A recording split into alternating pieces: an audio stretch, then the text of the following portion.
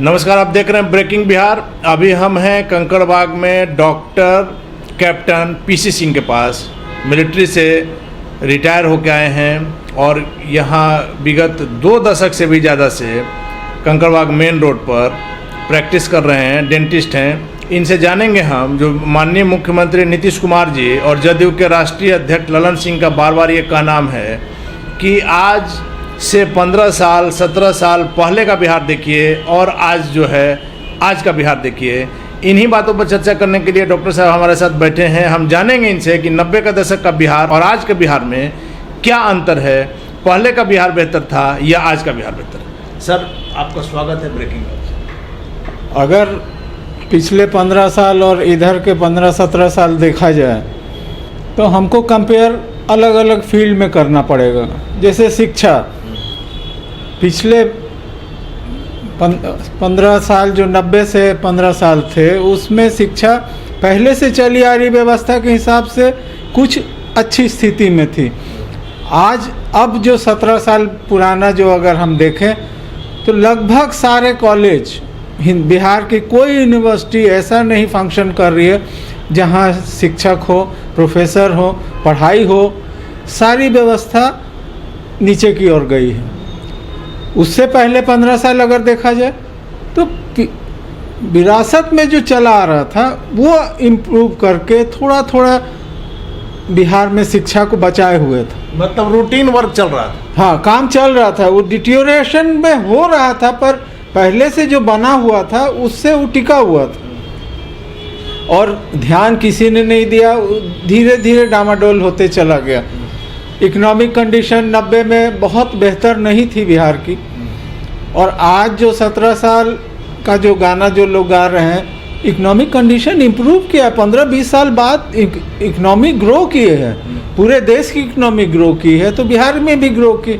उसके हिसाब से यहाँ का बजट बढ़ा है, खर्च हो रहा है, पर खर्च जिस हिसाब से हो रहा है और जहाँ होना चाहिए उस पे नहीं हो रहा है। बिना मतलब के काम बना, रोड बनाया, मेन रोड आप बना रहे हैं, गली मोहल्लों का हाल पहले से और ख़राब हो गया। सड़कें टूटी हुई हैं। नमामि गंगे प्रोजेक्ट में सारे रोड खोद दिए गए। खोद दिया सर और उसको बनाया ही नहीं। और दूसरा है कि कोई देखने वाला, बिहार सरकार बताए कि कौन मंत्री उसको देख रहा है। बिहार में सेंटर का अगर लोग आके खुदाई कर रहा है या कोई ठेका पे कंपनी को दिया गया वो खुदाई कर रहा है तो बिहार के प्रबंधक लोग कहाँ हैं, कौन देखने वाला है? कोई देख के बताएगा ना कि बिहार में सड़कें क्यों खोद के छोड़ दी गई हैं। और उसमें लोग गिरकर घायल हो रहे हैं। 19 में हम तो खुद 15 दिन पानी में फंसे रहे, कोई देखने वाला नहीं था। राजेंद्र नगर में बहादुरपुर गुमटी से लेके आपको भीतर तक 8 फीट 10 फीट पानी था और 7 दिन 10 दिन लगातार आदमी पानी में डूबा रहा। ना बिजली था, ना पीने का पानी था, ना कोई देखने वाला था और लोग बहाना बना के निकल गए कि भाई नमामि गंगे से ही सारा परेशानी हुआ। सर, 1 मिनट आपको रोकना चाहेंगे। डॉक्टर साहब का नाम है कि जो 2019 में आप बाढ़ उसको कह सकते हैं, ऐसे तो बारिश के पानी से पूरा राजेंद्र नगर की जो स्थिति थी वो सारे लोगों ने देखा था। और सबसे मज़े की बात यह है कि उप मुख्यमंत्री उस समय सुशील कुमार मोदी थे और उनका आवास भी राजेंद्र नगर में था जो कि पूरी तरह से डूबा हुआ था और उनको खुद जो है रेस्क्यू करके निकालना पड़ा। वैसी स्थिति में पिछला समय का बिहार और आज के बिहार में अंतर क्या है, ये समझ से परे। और 4 गो मेन रोड बना देने से बिहार अच्छा हो जाएगा, ये कभी संभव नहीं है। आपको फंडामेंटल्स को मजबूत करना होगा। शिक्षा है, स्वास्थ्य है। स्वास्थ्य का हालत और डे बाय डे और पतन की ओर गया है। अभी जब अप्रैल में जब कोरोना पीक पे था, ना ऑक्सीजन का व्यवस्था हुआ, ना अस्पताल को देखने वाला कोई था, ना डॉक्टर थे, ना पैरामेडिकल स्टाफ, कहीं कोई अवेलेबल नहीं था। सिर्फ लोग हल्ला करने के लिए थे कि बहुत कुछ हो रहा है, ये हो रहा है, वो हो रहा है। हम लोग खुद भोगे हुए हैं कि ऑक्सीजन नहीं मिल रहा था कहीं। लेकिन सर, सरकार का तो कहना है कि ऑक्सीजन के कारण एक भी मौतें नहीं। तो कहने के लिए तो सरकार, अब नीतीश कुमार से पूछिए तो बोलिए कानून व्यवस्था कैसी है, तो बोलेंगे कि बिहार में कानून का राज है। कौन सा कानून का राज है? बिना पैसा के FIR नहीं लिखाता है, कौन सा कानून का राज है? बोलने से या बोल के चल देने से थोड़ी हो जाता है। आप बताइएगा ना, आप किसी चीज़ पे बोलते नहीं, कोई जवाबदेही नहीं है, कोई बोलने के लिए आएगा ना कि भाई हाँ कानून का राज है, तो किस आदमी के साथ अत्याचार हो रहा है, क्यों हो रहा है, पुलिस क्यों नहीं कार्रवाई कर रही है, क्यों थाना दौड़ रहा है लोग, क्यों कोर्ट कचहरी में दौड़ते दौड़ते चप्पल खिया रहा है, बताएगा कभी कोई कि कानून का राज बोल के आप निकल जाइएगा। दिल्ली में है तो वो बोल के निकल जाता है, ये यहाँ बोल के निकल जाता है, पब्लिक जाए कहाँ? सर आपका क्या नाम है कि शिक्षा और स्वास्थ्य पहले से और बदतर हुआ है, डिटोरेट कर ही रहा है। सिर्फ पैसा झूठ मूठ का क्या अनुदान है, इसमें 5 करोड़, इसमें 500 करोड़, इसमें 1000 करोड़। पीएमसीएच पिछले 8 साल से सुन रहे हैं कि 5000 बेड का हॉस्पिटल बनेगा, जो है बेड वो भी खराब हालत में होगा, उसमें ही देखने वाला कोई नहीं, कोई देखने वाला है। डॉक्टर का आप बहाली नहीं कीजिएगा, ठेका पे आप बहाली कीजिएगा, शिक्षक का ठेका पे बहाली कीजिएगा, संभालेगा कौन? मंत्री संभालेंगे, शिक्षा को मंत्री संभालेगा? सर वही हो गया कि शिक्षा में पहले चरवाहा विद्यालय था और अब जो है विद्यालयों में सिर्फ खिचड़ी में ही सारे लोग परेशान। ठेका पे अब शिक्षा हो गई है, शिक्षक ठेका पे, अकाउंटेंट ठेका पे, क्या चोरी हो रहा है, क्या बेईमानी हो रहा है। राशन कोई शिक्षक साइकिल का बिल लाने जा रहा है, कोई पोशाक के बिल जमा कर रहा है, यही तो अवस्था है। लेकिन सर आज के सरकार में जो लोग बैठे हुए हैं उनका क्या नाम है कि पहले के बिहार जो था, आप शाम में 7 बजे के बाद भय से निकल नहीं सकते थे। आज देखिए कि किस तरह का माहौल है पटना में, जो है सारी तरह से पटना हो या पूरे बिहार में सड़कों का जाल बिछ गया है, बड़ी बड़ी भवनें बन रही हैं, पुलों का जाल बिछा हुआ है। तो ये विकास नहीं अगर किसी को नज़र आ रहा है तो अपना चश्मा का नंबर बन। तो विकास सिर्फ पुल बनने से या बिल्डिंग बना देने से विकास हो जाता तो अलग बात थी। हड़प्पा मोहनजोदड़ो सभ्यता देखे, कोई पढ़े, इतिहास पढ़े, वो क्या विकास था, क्या सभ्यता थी उस समय के हिसाब से वहाँ देखा जाए। आज के हिसाब से घर और रोड से विकास नहीं संभव है। आपको हर फील्ड में जहाँ आदमी, आपके बिहार के नागरिक जितने हैं उसको सहायता मिले, आराम मिले, तकलीफ से निजात मिले, वो विकास होगा। उसका बाल बच्चा अच्छा से पढ़ सके, उसको रोजी रोटी के लिए नौकरी मिल सके, लोगों को काम मिले, विकास वहाँ होता है। सिर्फ रोड और घर बना देने से अगर विकास होता तो बनाते रहिए।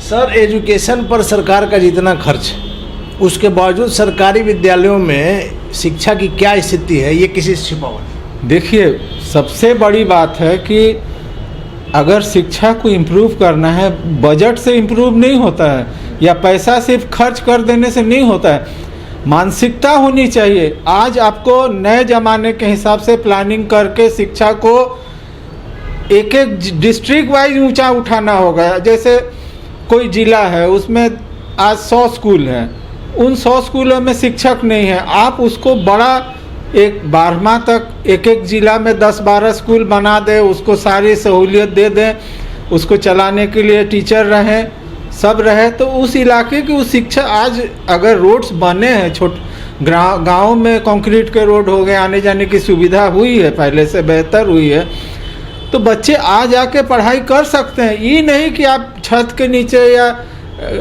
झोपड़ी में स्कूल चला रहे हैं, पिछले 50 साल से झोपड़ी में ही चल रहा है, वो शिक्षा अब खत्म हो गई, उसका कोई मायने नहीं। लेकिन सर साइकिल योजना जो है सरकार की, पोशाक योजना है, इससे बच्चों की संख्या बढ़ी तो जरूर है। देखिए इंसेंटिव देने से कोई चीज़ में बदलाव नहीं आता है, ये बेसिक कहावत है, पहले हम लोग सुनते थे कि इंसेंटिव देने से आदमी कुछ दिन के लिए आप उसको इम्प्रूव दिखा सकते हैं, पर इंसेंटिव से कोई चीज़ उन्नत नहीं होता है।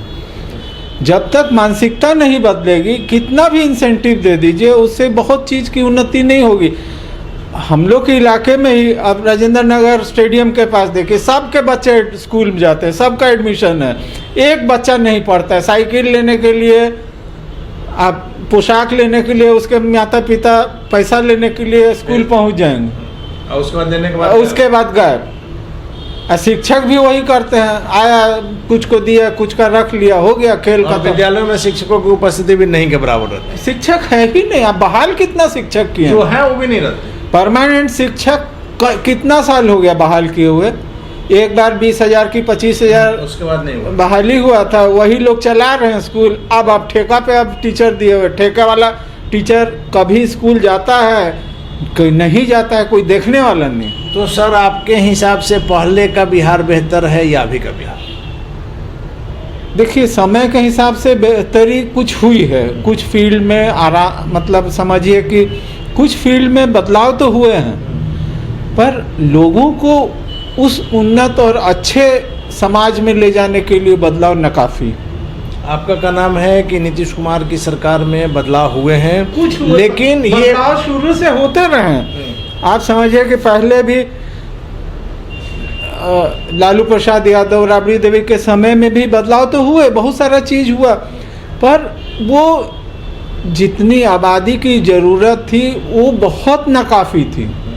पर बदलाव तो थे, कंक्रीट के रोड बन गए गली गली में।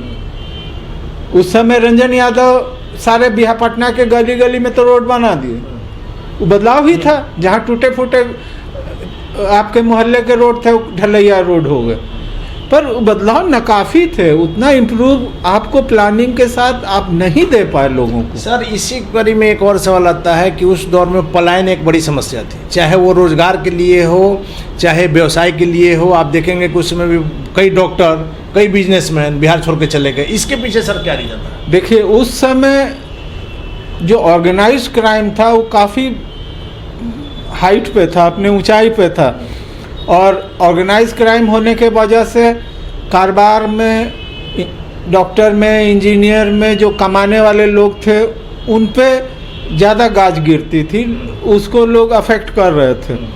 तो ऑर्गेनाइज क्राइम कुछ कमा है। बिहार सरकार अभी जो है पिछले 17 साल में कुछ फेज़ में कम होता है, फिर कुछ फेज़ में ज़्यादा होने लगता है, लेकिन क्राइम का ग्राफ घटा है, कुछ घटा हुआ महसूस होता है। ऐसा नहीं है कि पहले जो था और आज में अंतर नहीं है अंतर, पर जितना होना चाहिए वो अभी नहीं है। आज भी डर रहता है लोगों को, आज भी लूट खसोट होती है। आज भी हम अपने इलाके में देखते हैं तो 12 बजे रात के बाद अगर आप बहादुरपुर गुमटी के ऊपर जो फ्लाईओवर है उस पर से जाइए तो मोबाइल छीन लेगा, तो घड़ी छीन लेगा, पैसा छीन लेगा। एज ए डॉक्टर आप बिहार में क्या फील कर रहे हैं पहले और आज के हिसाब से?